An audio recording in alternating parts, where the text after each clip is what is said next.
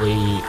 اعتبار به پچا نه کړم هر سړی نن بې اعتبار دی هر سړی چې ګوري د لستوڼي هلکه مار دی او ما ته د جانان هغه زړې خبرې مه کوه وقاص صاحب ما ته د جانان هغه زړې خبرې مه کوه هغه اوس بدل شوی دی د غټو خلکو یار دی ویلې وې جانانه چې زما سره ګودر ته ځو هلته کې چینه ده او یو ښکلی دنګ چینار دی بسم الله الرحمن الرحیم د پښتون ملنګ د پاڼې نه تاسو سره مخاطب یم او زه یم ثناء الله غالب او زمونږ انشاءالله موږ به تاسو ته د خپل سوچ مناسبو ښې غزلې انشاءالله وړاندې کوو امید لرو چې ستاسو به ډېر خوښ شي نو نن در سره یو نوې غزل شریکوم او امید ساتم چې ستاسو به ډېر خوښ شي د غزل مطلب ده چې څوک د خندا څوک د خفګان سره خبرې کوي څوک د خندا څوک د خفګان سره خبرې کوي څوک لیونی شي او د ځان سره خبرې کوي زما وزرې د هوا نه هم سیوا تیزې دي زما پرواز خو د اسمان سره خبرې کوي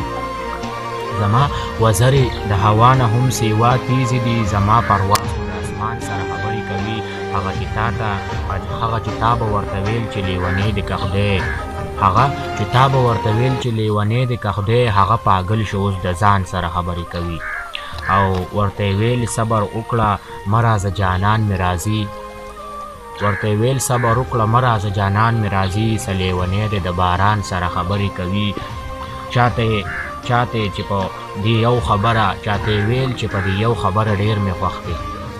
چاته ویل چې په دې یو خبره ډېر مې خوښ دی یوازې ناست وي بیابان سره خبرې کوي دا یې د سترګو کمال نه دی چې زلفان پې ناست دي دا یې د سترګو کمال نه دی چې زلفان پې ناست دي دا خو د سترګې یې زلفان سره خبرې کوي دا یې د سترګو کمال نه دی چې زلفان پې ناست دي دا خو د سترګې یې زلفان سره خبرې کوي د چا بې شمېره ارمانونه پوره شوي دي خو څوک خو لا اوس هم خپل ارمان سره خبرې کوي د چا بې شمېره ارمانونه پوره شوي دي خو څوک خو لا اوس هم خپل ارمان سره خبرې کوي د چا دا سترګې د لیدلو ارماني تلي دي د چا دا سترګې د لیدلو ارماني تلي دي څوک خو لا اوس هم خپل جانان سره خبرې کوي ویل چې لاړ شي دروازې سره لږ صبر وکړه هلته غالب به د جانان سره خبرې کوي